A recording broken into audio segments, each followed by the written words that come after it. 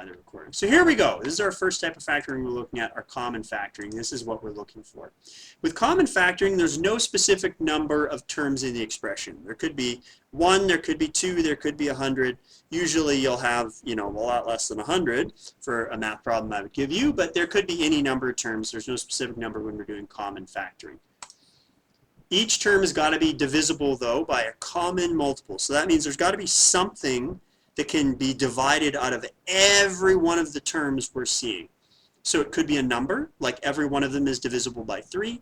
It could be a variable, every one of them is divisible by x. But there's got to be some things that are divisible out of every term to do common factoring. And each term might share a common variable, right? They don't have to, but if they do, we can common factor that out. So they may be divisible by a common number. They may be divisible by a common variable. These are things we're going to look for to clue us in to do common factoring. And your final answer is going to look kind of like this. You have your greatest common factor, that's your GCF, out front, and then you have your remainder left in brackets. So it looks kind of like this right up here, where we had our greatest common factor out front and our remainder in the brackets. Okay, so that's the form it's going to take when you do your final answer. GFC stands for greatest common factor, and remainder has to have the same number of terms as the thing you started with. Okay, so let's try out a couple examples of this and gain a little bit of comfort with this. Hopefully this one's familiar to you. This is usually the one you start with when you're learning factoring. So here we go. Let's jump into some examples of it. I'm going to throw a screen on here. So here's our first example. It's going to be 5x squared minus 25x. And so the questions you're going to be asking yourself is what divides evenly into 5 and 25? And is there a common variable that's common to both of those terms in this binomial? So if you recognize something that divides evenly into 5 and 25, I'd like you to throw that number in the chat. If you recognize that if there's a common variable between the two, I'd like you to throw that in the chat as well. Go ahead and throw that in the chat right now if you think you know it.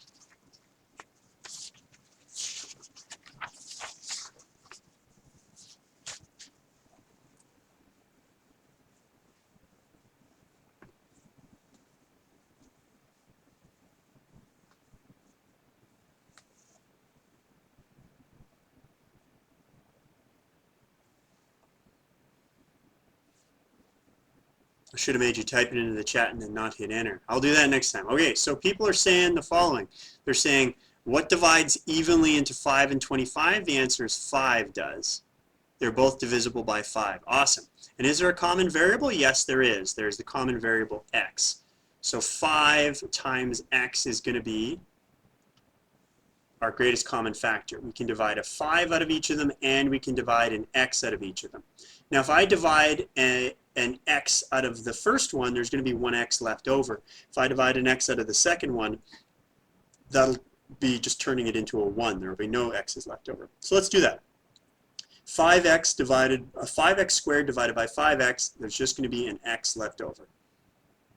5 divided by 5 is 1, x squared divided by x is x. And now we got 25x divided by 5x. Well, the x is going to be gone. 25 divided by 5 is 5. And if we think about this in reverse, if we went 5x times x is 5x squared, 5x times negative 5 is negative 25x, then we can check it out and make sure that, yeah, that checks out, that would work. So there's our greatest common factor and our remainder.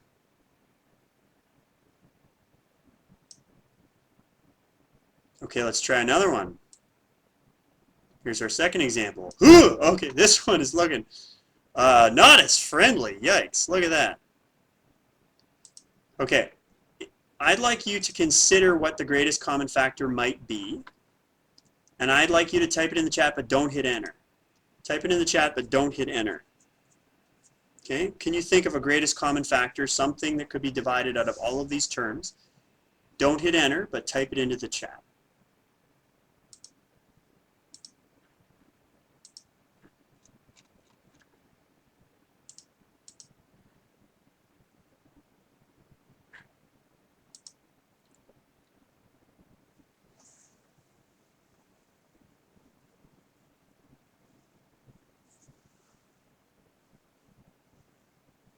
Okay, go for it. Hit enter. Let's see.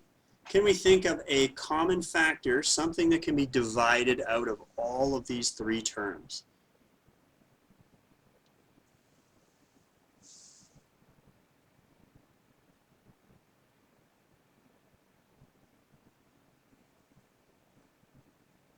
All right, thanks everybody. I got some great answers here. Some people said 3, and 3 is correct. You can divide 3 out of all of these, but there actually is a bigger one. 9 is a bigger number and can be divided out of them. So 3 is a factor, but 9 would be your greatest common factor. And I also see that each of them has at least an A, and each of them has at least a B. So they each have at least an A that can be divided out and at least a B that can be divided out. So let's see, 36 divided by 9, that's going to be 4. The B divides out to be 1, but the A, one of the A's divides out and the other one is left over. Minus 9AB. Well, 9AB divided by 9AB is just 1. 18 divided by 9 is 2. One of the A's divides out, leaving us with 1, and one of the B's divides out, leaving us with 1. And we can check our work by saying, if I were to multiply that greatest common factor through the brackets, would I end up in the same place? And if the answer is yes, then you're good to go.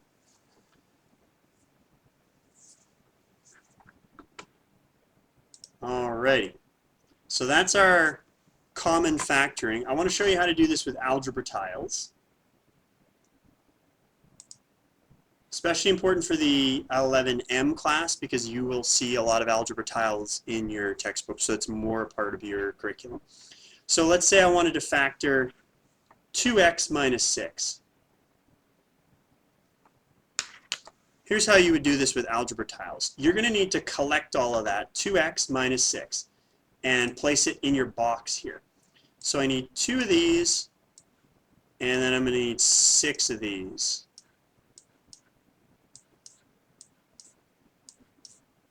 And now I need to arrange them so that they're in a rectangle. The rules are the sides have to match, okay? So I cannot put this here because those sides do not match. We got a long side and a short side. They don't match. But I could put this one here because the long side and the long side match, so that's good. I can't put the negative ones here because the sides don't match, but I can put them up here. And again, I don't have any choices where I put the next ones. I can only put them here. And I'm really hoping I can make a rectangle with this.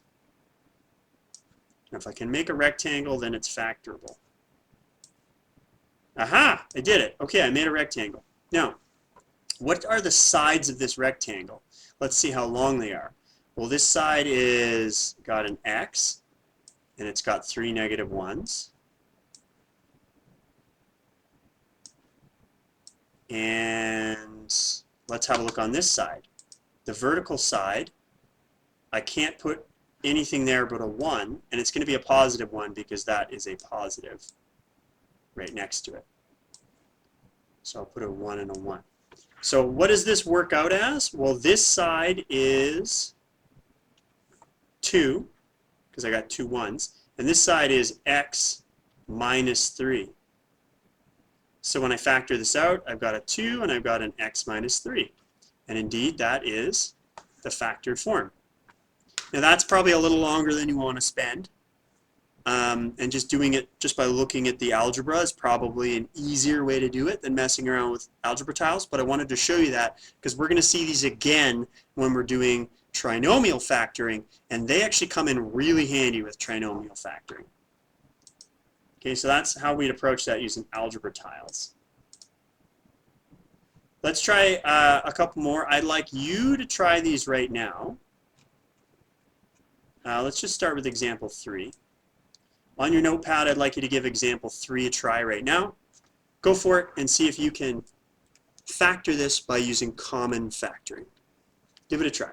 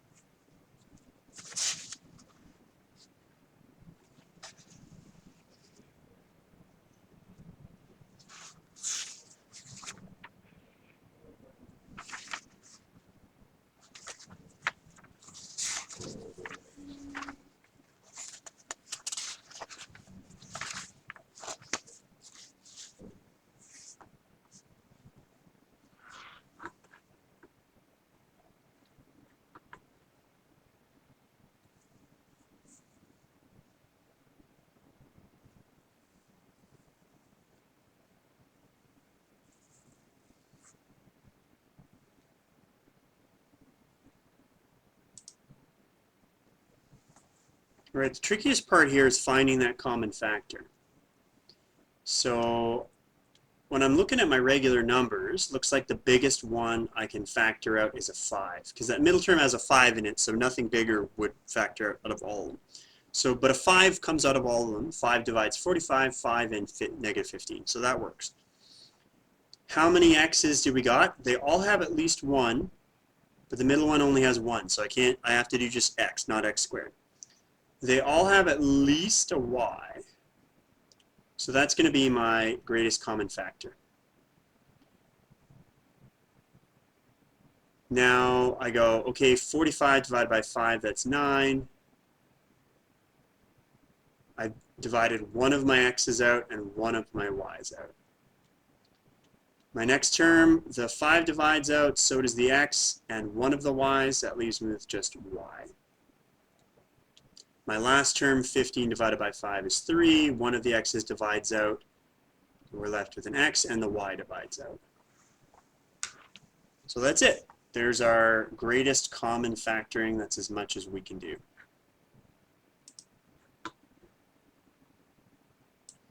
Let's have a look at another example. This is another area problem.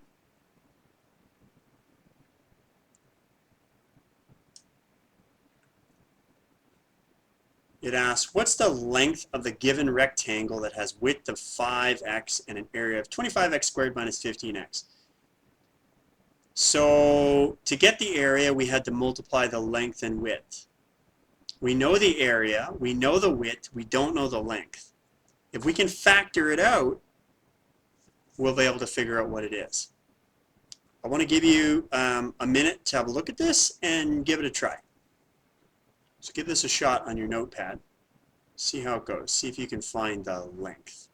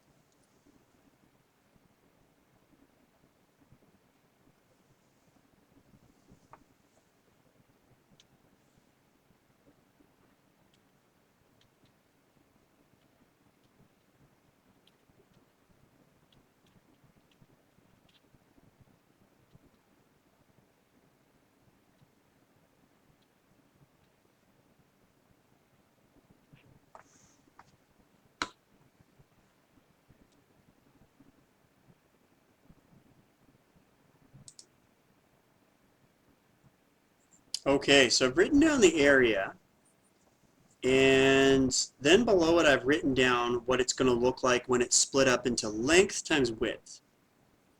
So the width is 5x. Now I need to figure out what the length is. Well, I can think about this as the 5x being factored out of these two terms. So let's factor out 5x and see what we got left over. 25 divided by 5 is 5.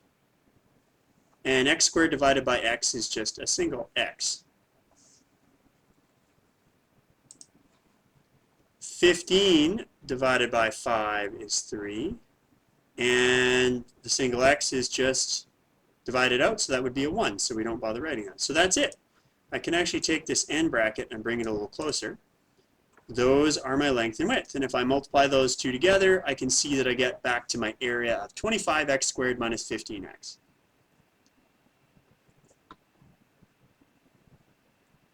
So we can use this in those similar sorts of area problems we were doing. when we are multiplying.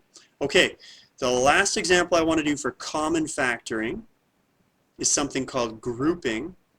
It's where you're basically factoring out a group of stuff all together when you see that group several times. So here's our last example. We've got example 5. We've got 2x times x minus 7 minus 5 times x minus 7.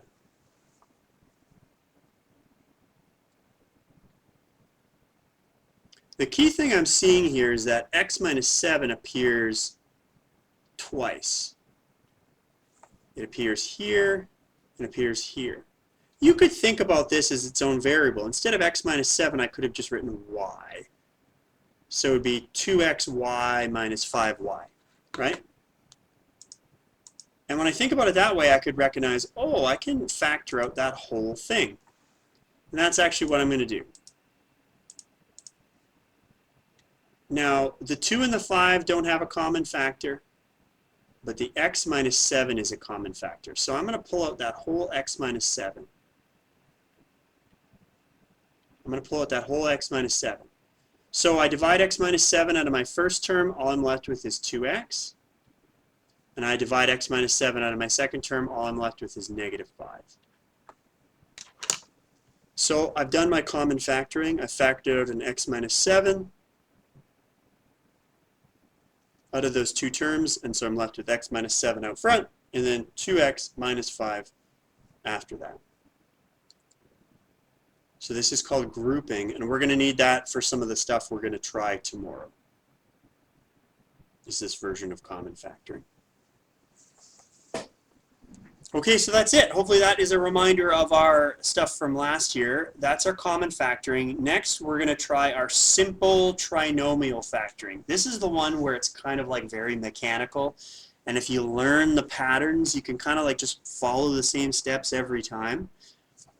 So this is one where when you get good at it, you don't have to do much thinking. You just kind of have to follow the steps to solve it. Okay, that's our next one called simple trinomial. So here we go. Let's have a look at simple trinomial factoring.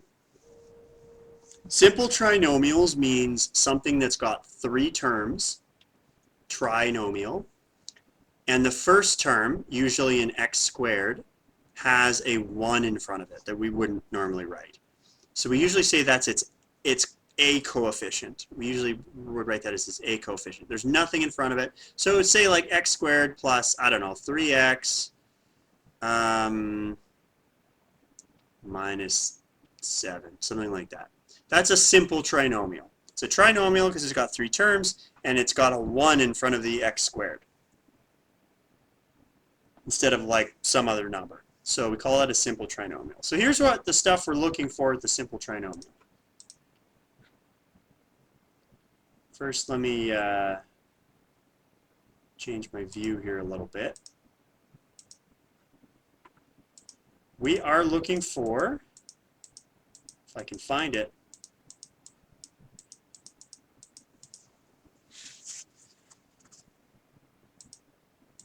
well, apparently I didn't put anything in that spot. Who knows? We're looking for an expression that has an x term and a coefficient of 1, which we have in the example I wrote up there. Okay, so it's got an x squared term and a coefficient of 1. It's in this form. Something times x squared plus something times x plus something, where that a value is a 1. The coefficient on our x squared is a 1. B can be any real number, doesn't matter. C can be any real number, doesn't matter.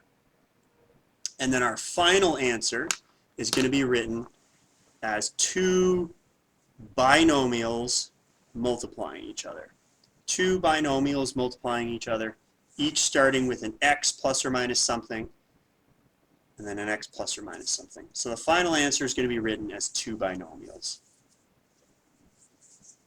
I'll give you a moment to look that over and think about it. And then I want to show you what this looks like with algebra tiles.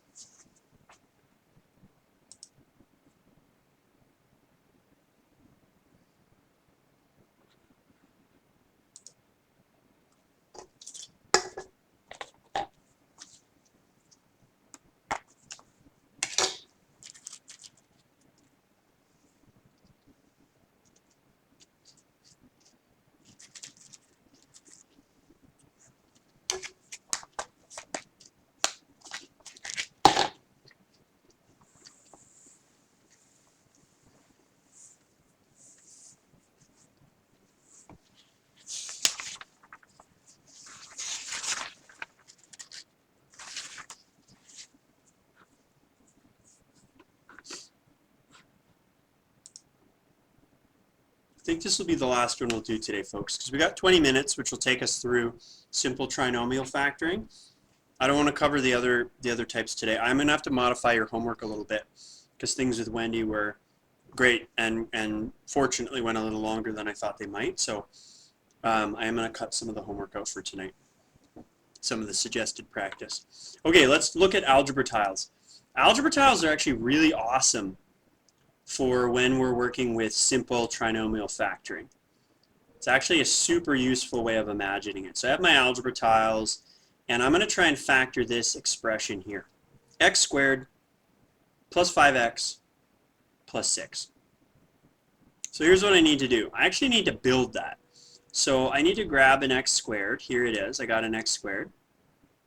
And 5 x's. 1, 2, 3, 4, 5. And 6 ones. 1, 2, 3, 4, 5, 6. I should warn you, I colored all my positives the same color and all my negatives the same color. In some sets of algebra tiles, they color the x squared, the x, and the ones all different colors. And then they color the negative things all red. In the 11M book, they color the positives all red, and the negatives, I think, blue. So it like there's no uniform way of them algebra tiles being shown. So you got to kind of look at the thing on them, right? And that'll help you. Okay, I need to build these into a rectangle. So how do I do that? I don't know. It's usually best to start with your x squared terms. So I'll put that there. And then I have all these x's. Let's start with them. I can't put it here because the sides don't match. So I'm not allowed to do that. But I could put it here. That's okay. So I can put it like that.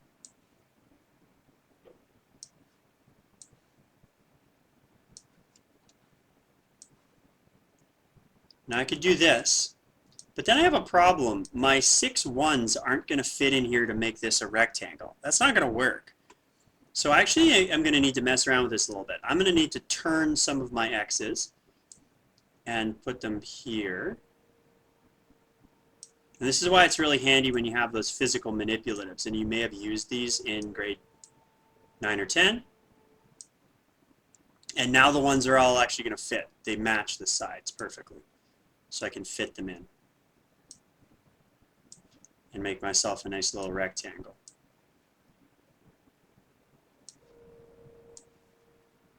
Okay, once I've built that into a rectangle, now I just need to look at the sides here. Let's see how big my sides are. On the top, I've got an x and 2 ones. So that means one of my factors is going to be x plus 2. And on my other side, I've got an x, and I've got 3 ones.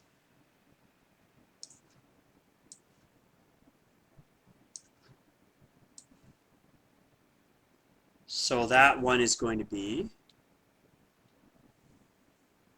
x plus 3. And so I can actually write my factors out. This is going to be x plus 2 times x plus 3. Now you probably won't want to be using algebra tiles in the long run because they can be kind of like a little slow. And they can slow you down a bit. But I find they're actually very useful to understand like visually how this works. Usually about 1/3 of students in the class look at this and go like, oh, that really helps me. And the other 2/3 may not care. But if you're one of those students, I hope this helps make some visual sense as to how this factoring works. Now let's see if we can learn some shortcuts to make this go a little faster so we don't have to build with algebra tiles every time to figure out what our factors would be. So here are some shortcuts we're going to use. I'm going to throw a screen on there. So let's use some practices questions to help us learn. So here's our first example. Let me do this with my screen. There we go. Here's my first example. I've got the expression x squared plus 7x plus 12. And that's going to break apart into 2 binomials that are equal. So I can factor that into two binomials. But what are the numbers that I put in there? I don't know. I could just guess some numbers and start trying them out and seeing if I expand it all out if it works. That would be fine, I guess. But there is actually a method you can follow. So here's what we're going to do. For our method, we're actually going to write down our A, our B, and our C. Our A, our B, and our C are just the numbers in front of our numbers in here. For simple trinomials, A is always a 1. That's what's right here. B is right here. It's a 7. And C is whatever number is here at the end. That's a 12.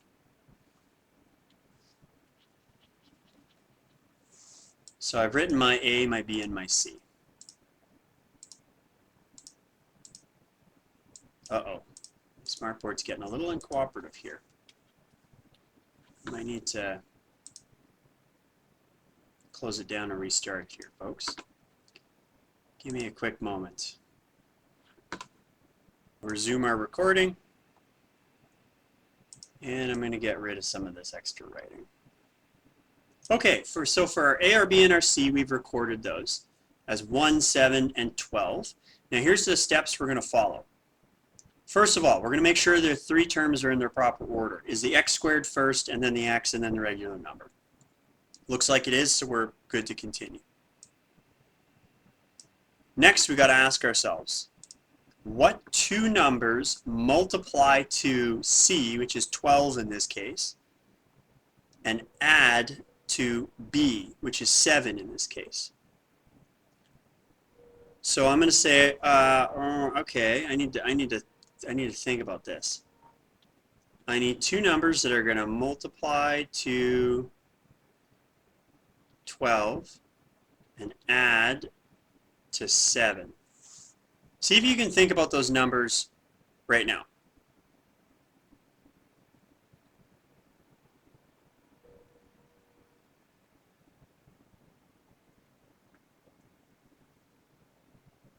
Jillian, you asked a question, what goes in the first check? It was actually nothing. I had a different number of check marks than items, and I just forgot to match them up. So good question, there was nothing there.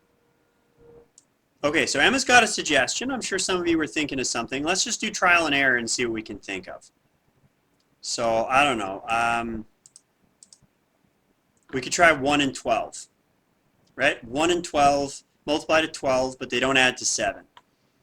How about 2 and 6? They multiply to 12, but they don't add to 7. Oh, 3 and 4. Okay, 3 and 4 multiply to 12 and add to 7. So those are the numbers that we want. So that means that we're going to get in our equation, x plus 3 and x plus 4 is going to work out to that. And that makes sense, right? Because when we multiply through the brackets, and we basically do this in reverse, we know we end up with an x squared. We know we have a 4x and a 3x that get added together, and we have the 4 times 3 makes 12. So we know that these two are added and this one is multiplied. So that's why we do that little technique, the added and the multiplied. So we say, okay, we need a number, multiplies to 12, adds to 7. There's no really good technique for this that you know now, except just guess and check. Find some numbers. And so start with the number that's multiplying, which is 12. 1 times 12, no good. 2 times 6, no good. 3 times 4, aha, yeah, that works. Let's try another one of these.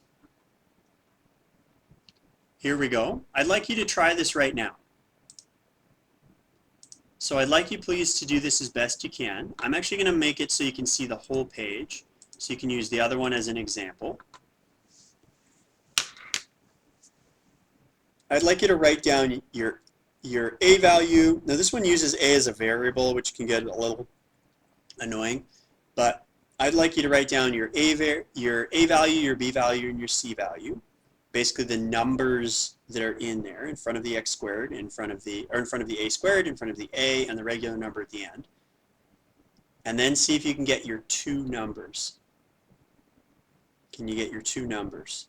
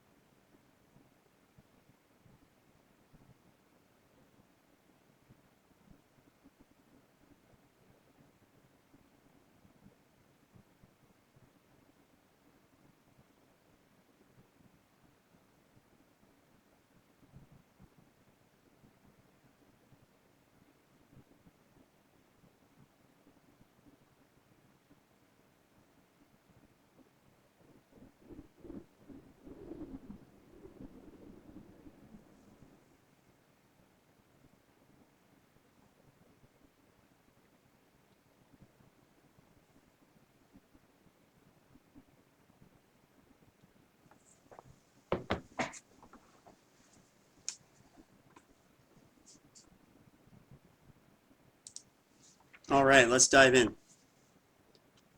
You might be there, you might be partway there. Either of those is okay. So we're going to say, okay, our first term, again, I shouldn't have named this as an A. That gets a little, that makes it a little confusing. Calling it some other variable would have been a better choice. But anyway, we're stuck with it for now, so let's just roll with it. Our A is our 1 as we expect, our B is -10, and our C is 21.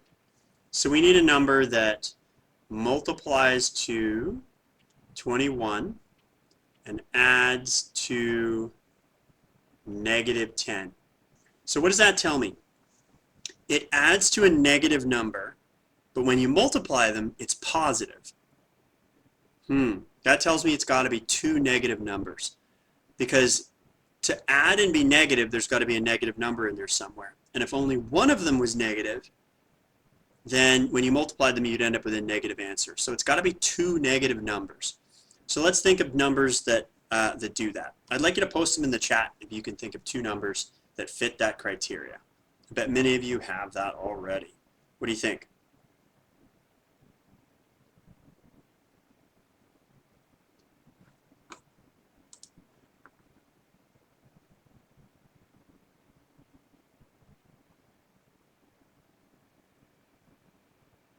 Aha, so we've got some good answers in the chat. 7 and 3, both negative, would do it.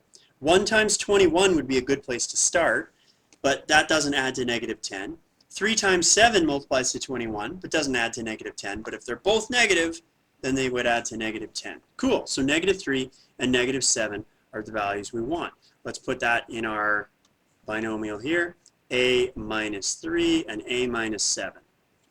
Now you might be wondering, does the order matter? Could I have a minus 7 first and a minus 3 second? Totally. Order doesn't matter. With multiplication, you can actually flip the order of things and you come up with the same number. 3 times 7, all right, that's a bad example. That could get confusing. 2 times 10 is the same as 10 times 2. So order with multiplication, the order of the terms actually doesn't matter. Okay, we're going to end here. Sometimes you have to common factor first. So I'd like you in 2 minutes right now to see if you can common factor out something from all these three terms and then factor it as a simple trinomial. Go for it right now. See if you can put those two skills together.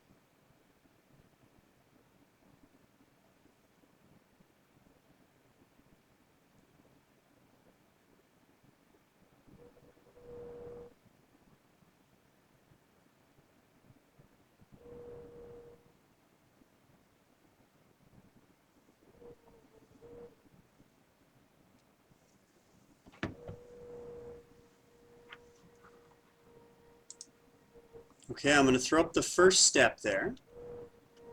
Our first step is common factoring. So you would have started by saying the only thing I can factor out of there is a 2. So that would leave me with an m squared minus 2m minus 35. Where do we go from there?